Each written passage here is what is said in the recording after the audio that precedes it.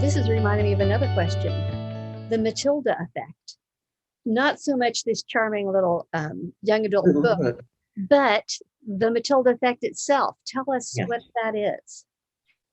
Well, Margaret Rossiter, who is a scientist at Cornell, responded to the Matthew effect.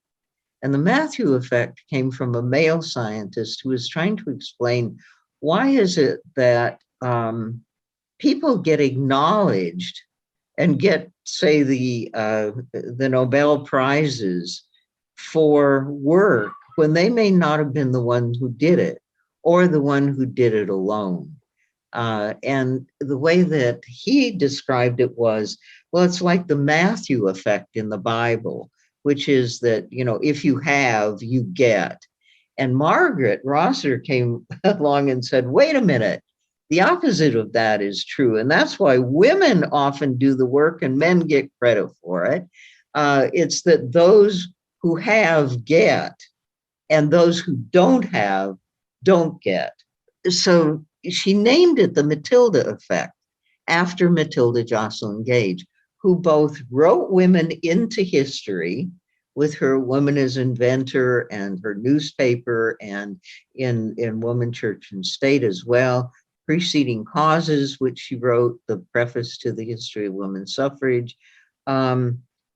She writes women back into history, and then she gets written out of history. And so Margaret Rossiter called it the Matilda Effect. And it's recently, in the last couple of years, really just picked up and is used. I think we had a volunteer who was trying to find all the citations for the Matilda Effect.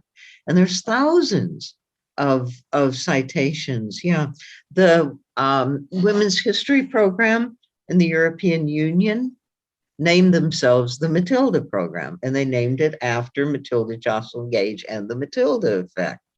There's an organization of 500 women scientists who named themselves the Gage Project.